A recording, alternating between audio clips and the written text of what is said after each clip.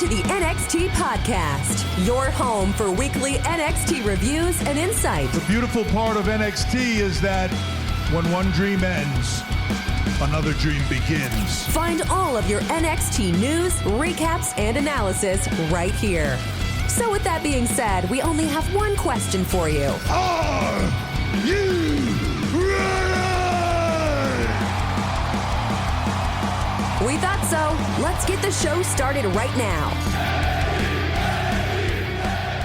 All right, guys, how are you doing this week? This is Memphis Mark coming to you from Mullet Manor.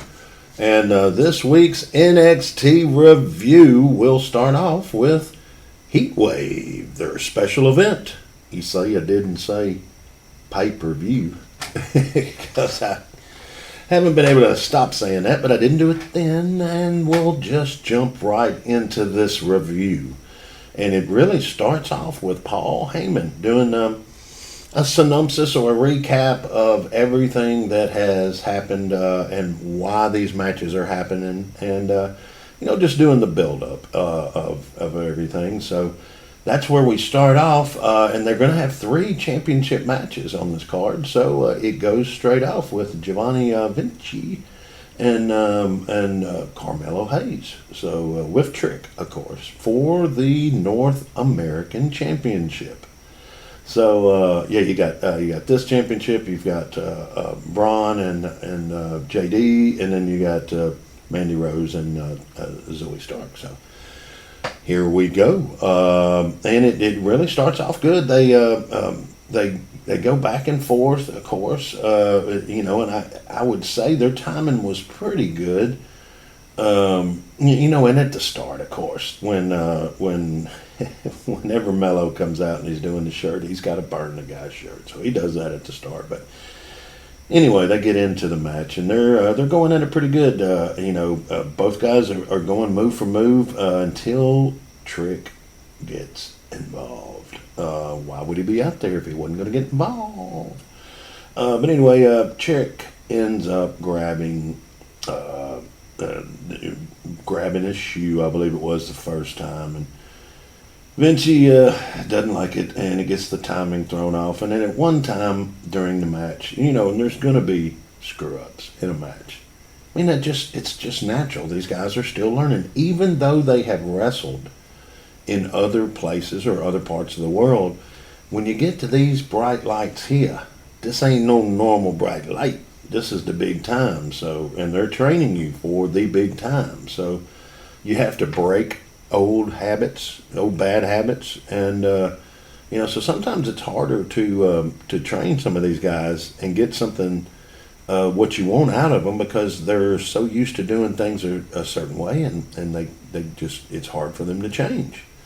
So anyway, this match was back and forth, of course, until Trick gets involved, and which leads to Vinny doing a flying press on him outside, and he looked good, and he looked good most of the match. They both did. You know what you're going to get out of Mello. You got a guy it's about 90% ready to go. He still needs a little more, but he's almost there. And Vinci, I have to say, is kind of surprised me as close. But man, that flying press was great on the outside of the ring, and then he does a vicious clothesline. Looked freaking great. And everything's good. Trick gets up there, gets involved. Vinci power bombs him. He rolls out of the ring, which Trick. I see everybody getting better. Everybody's getting better. I see progression and just about everybody there, but Trick, I don't know yet. Okay, but so Trick gets power bombed and then rolls out of the ring, and he grabs Mello and goes to power bomb him the same way, and he reverses it. And when you reverse that, you get the pin. So Mello goes to the pay window. So that's the way they start off, and then Then of course they go to their first promo, their first major promo there, and it's Mandy Rose and Toxic Attraction arriving in, I believe it was like a Range Rover or something, some Jaguar or whatever SUV, but they're getting out doing the goofy, here we are, we're Toxic Attraction, but they get out and they do their little walk, and who do they run into but Braun Breaker and Little Steiner, but they pretty much say, hey, I wonder who's gonna have their belts at the end of the night. I believe it'll be me, but I'm not sure about you. And Braun's like, yeah, whatever. So they go on from that. And they go into Julius of the Creed brothers had sent in a tape this weekend saying that, hey, I know who is trying to break us up, who is trying to cause us harm. And he said he's going to, talk about it a little later. And, they go into that. It's about commercial time. And, but right after, before they go into their promo, they throw in a quick little promo with Von Wagner and his mouthpiece. And, man, Von is about there. His mic skills, not too bad. Not too bad, and he's another person I could see about 87% ready. Just needs a little bit more, but he's a big old boy. Big old boy. And Vince, oh, wait a minute. No, Vince. AAA loves big guys. So we'll just cut out Vince like that, and we'll just paste in Triple H. But they do come back, and they go into a little segment, a little promo with the Creed brothers, and I can't think of the other gentleman's name right off the top of my head, and Roderick Strong.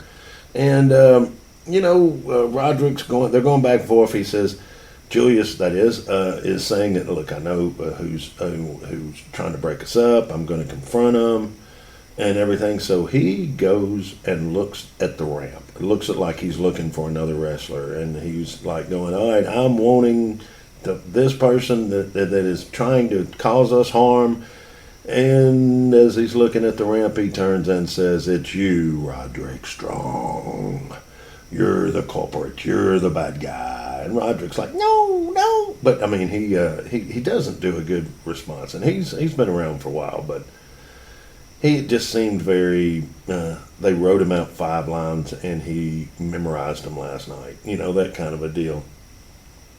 So, Julius is saying, I'm sure you're going to, you say one thing to our face and then stab us in the back, and then Roderick's, going, look, be very careful with the words coming out of your mouth, man. The very next thing you say, which I guess was the key for the gallows. That's all I got on that one. Gallus to jump in the ring, and I always thought a gallus was something you had surgically removed, but I'm wrong. But it's Wolfgang and Mark and Joe Coffey, they jump on. And I gotta say, gotta be honest, it's my opinion, it's my review here. I didn't like it. Didn't like it. Didn't like the Coffey brothers, Wolfgang. I just didn't like it. The way they jumped them, it didn't look good.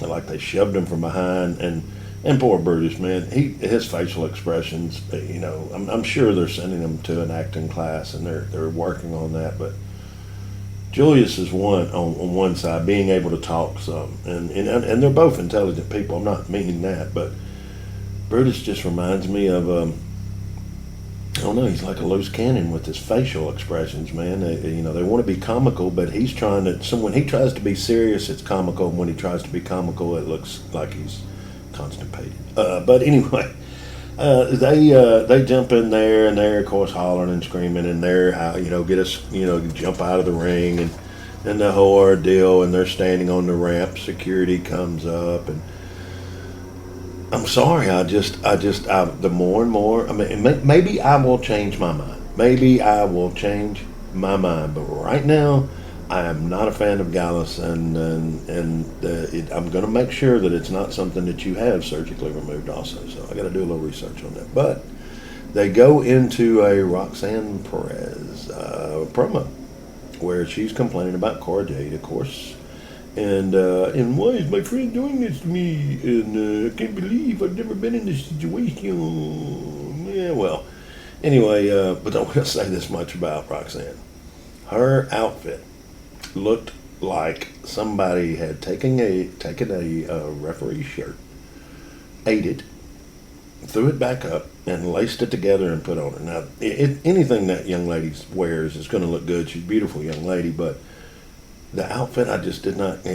Standing next to a ref, it just.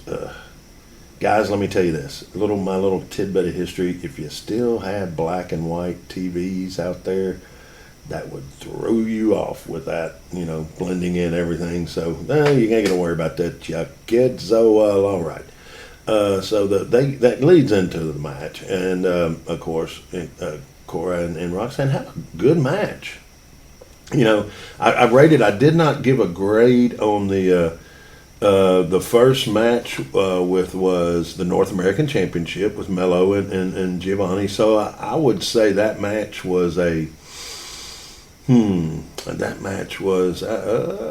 gonna go C.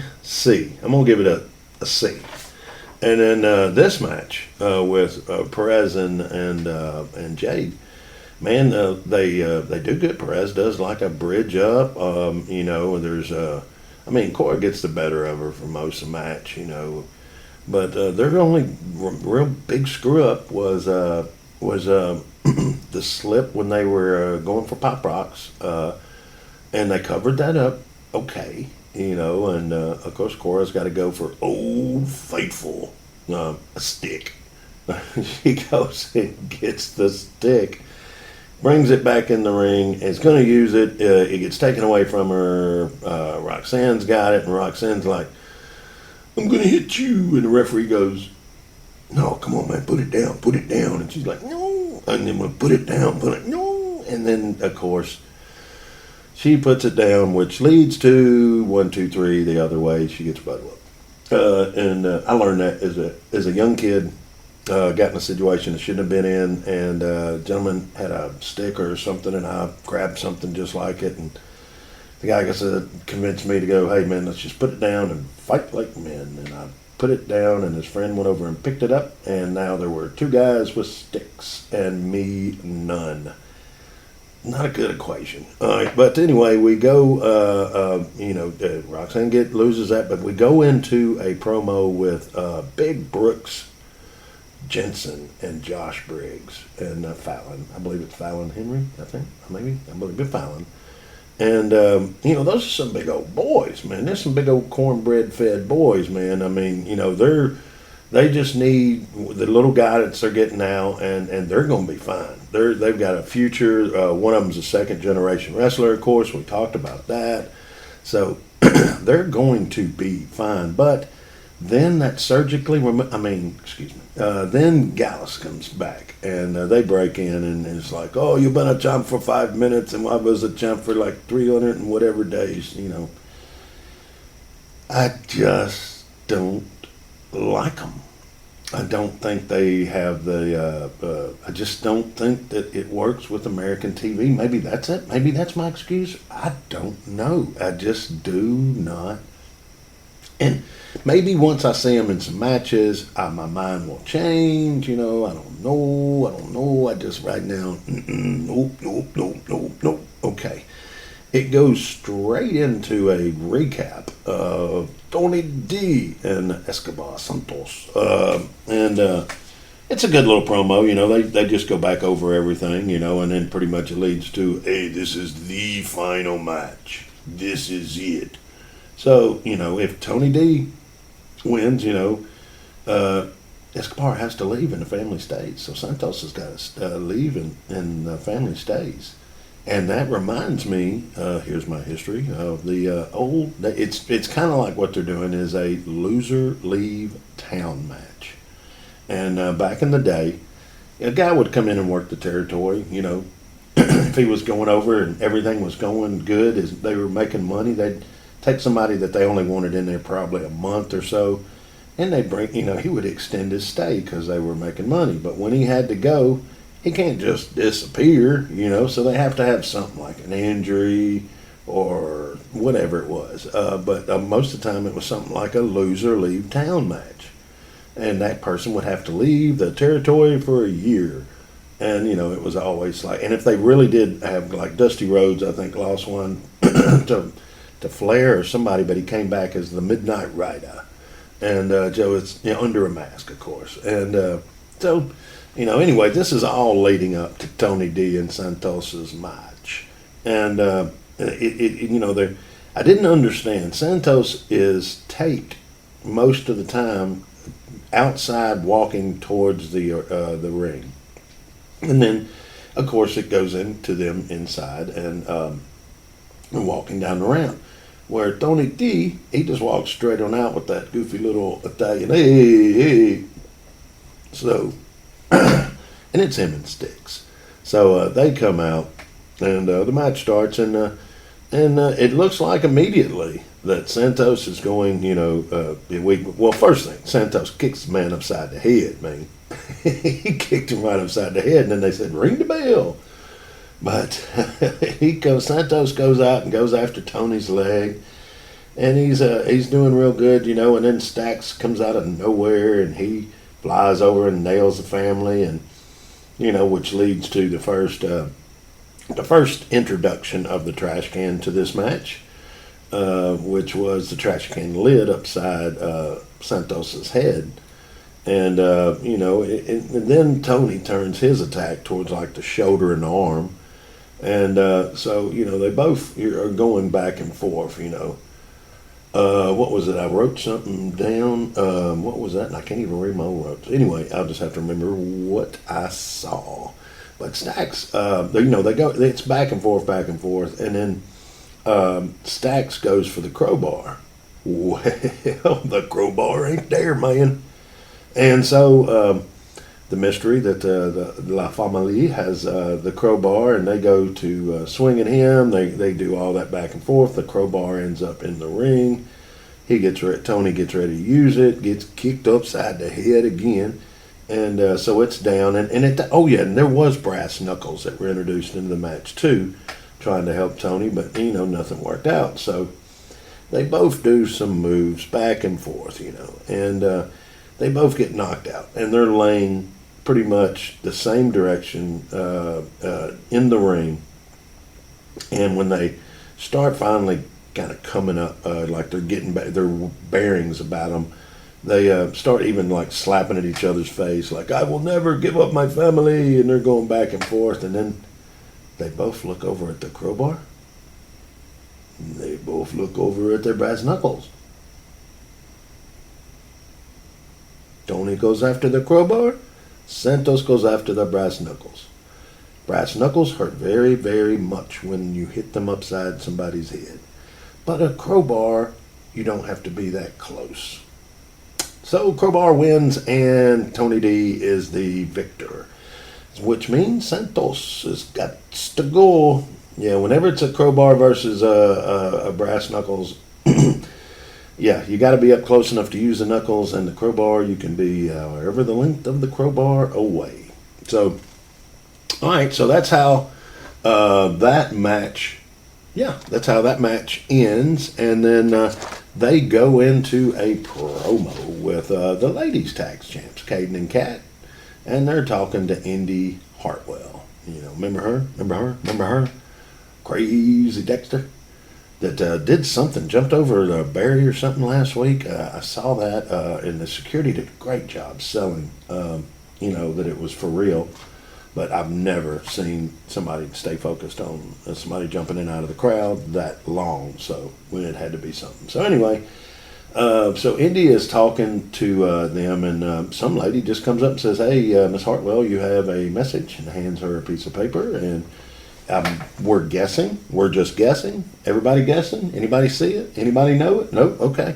So we're guessing that she got a message from her ex or her boyfriend or however you want to put it. But then somebody I've never seen comes over and just takes it out of her hand and then tears it up. And it's apparently a Blair Davenport. Don't know anything about her yet, but I will. And then... Okay, All right, and this is not as bad as a 24/7 title, but it's like too much better. And that's Tiffany Stratton and Wendy Chu. They do a little promo, and Mindy's in her normal voice, and it's that's all I'm going to do on that. Okay, then they go into Zoe Stark versus Mandy Rose and Toxic Attraction.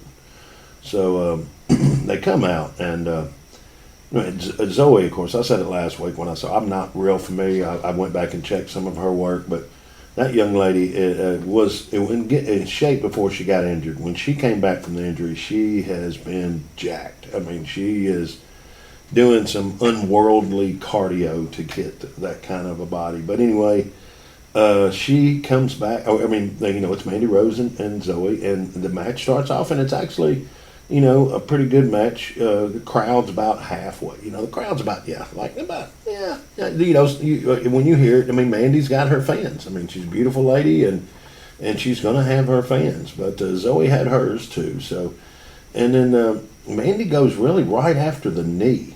And that's going to be the theme of this match, folks. Because Mandy is gotten a lot better. Now, since she's been in NXT, she has definitely made strides. I mean, she's gotten better.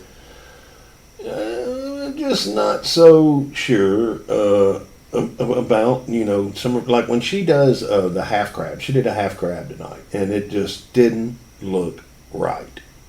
She didn't make it look like she had it cinched in. She didn't look like her feet were in. Just didn't look right.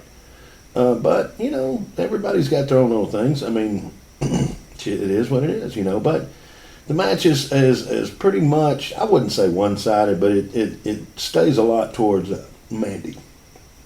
And she eventually ends up getting her foot caught in the rope, and which Mandy, goes after immediately, and ends up pulling her brace off of her knee and really trying to do some damage. And then before it's all over, what happens? Mandy puts on the brace and uses it against Zoe to win the match.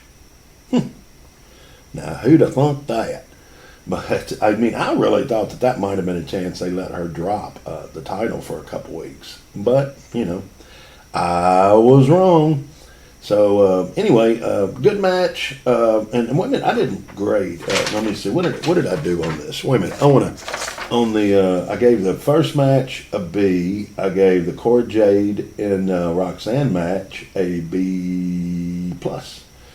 And then what was the other? That Tony D and Santos, and I'd have to say that's a solid B too. Yeah, I'd have to say a solid B. Now, oh yeah, earlier the Giovanni and the North American Championship, I gave it a C. So we got two B's and a C right now. But this was a good match. Using the brace to end it I thought was a good little angle. I mean, it's not bad. And as I said, they had very few, screw ups, but they covered them up really good. And then, like I said, man, if it's okay to have these screw ups, but it's how quickly you catch it and cover it. So somebody that doesn't know or doesn't watch as close as some people, like goofballs like myself, and that is looking for a mistake or looking to where something could happen. So anyway, it was kind of a good angle with the brace on her. So, but then they go into a Quincy Elliott promo, and I don't really know how they're going to approach this. Because that's a slippery slope, man. Slippery slope. Because they're bringing him on as possibly a gay character, I guess you would say, or a whatever his orientation. But they're going after that. They're using that as the premise of the character, and that can be really. I mean, back in the old days, you had Gorgeous George and his valet, and that was great. And then that's been tried to be copied a few times. You had Adrian Street back in the day. He was, a lot of times people were wondering, in his early years. So, I mean, it's a slippery slope to go down, but they are going down it. And they let him cut a promo, and he cut a promo. Okay, and then you got to go into Grayson Waller complaining and everything about Apollo Crews, and then of course the lady's like, hey, you denied his challenge, and he says a couple smart aleck words, and then tells the lady she's got cheap perfume on.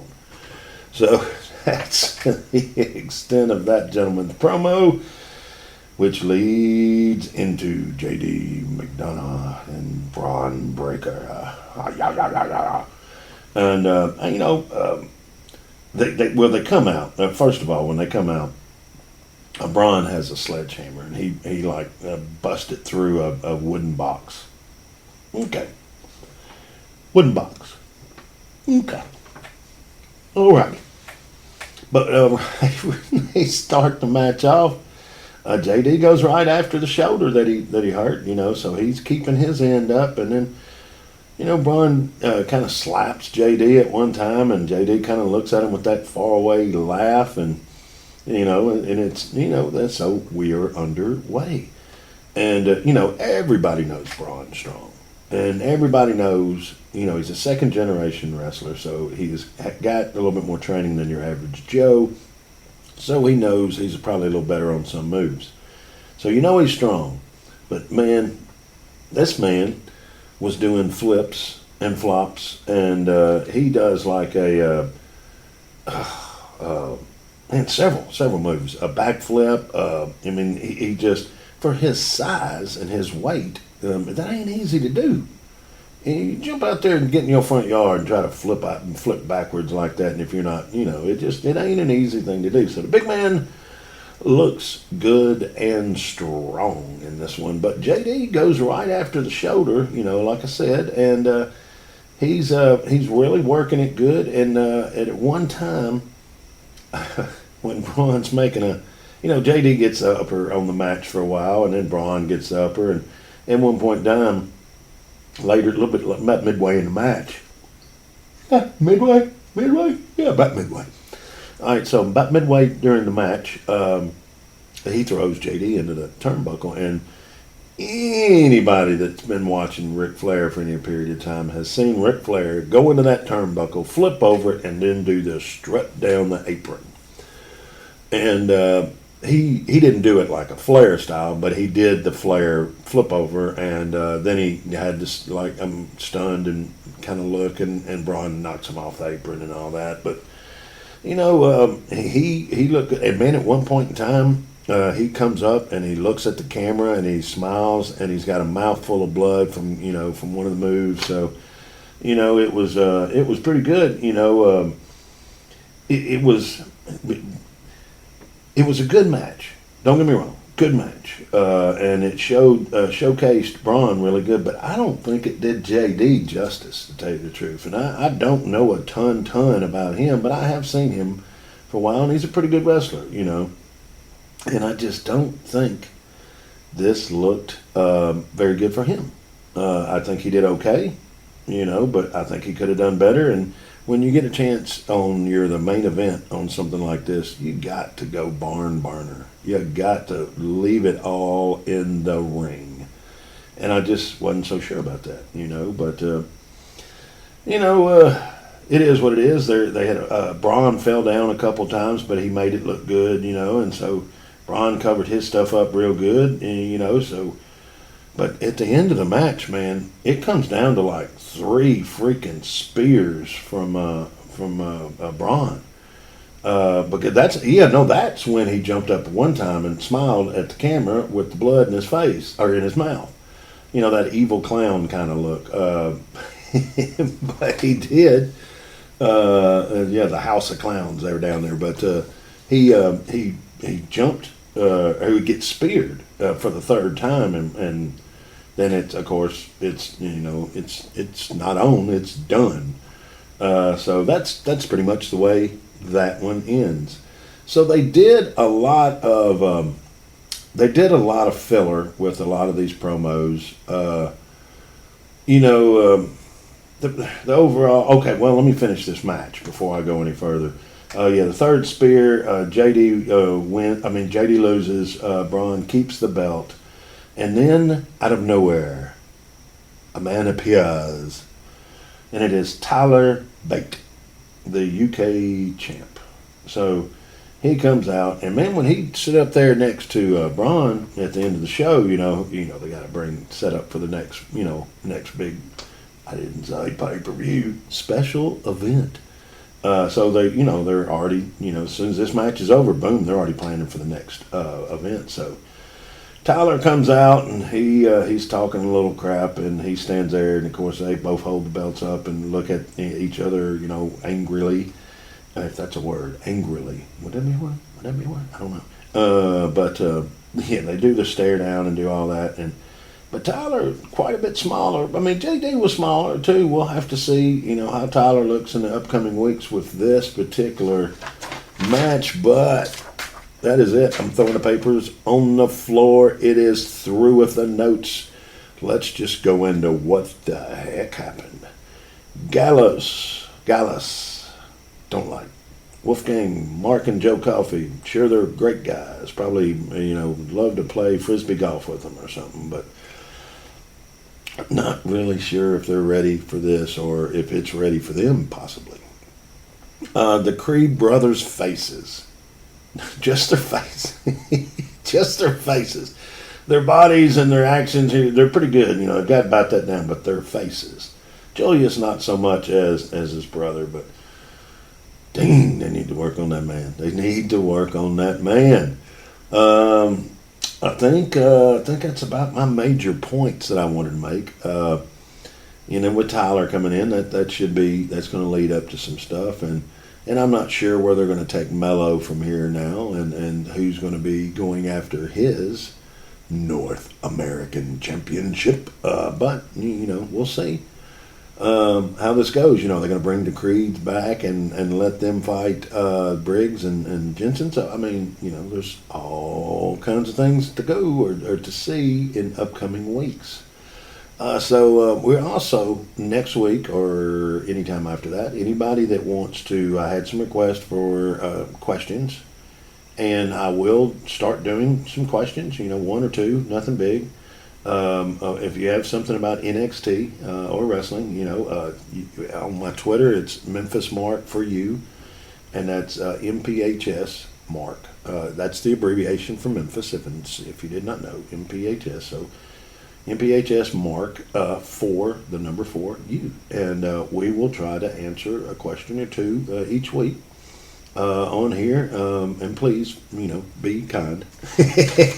Don't send me a bunch of crap, but I think we're going to be done with this review of Heatwave. And as I said, overall, what we got, like 3 B's and a C.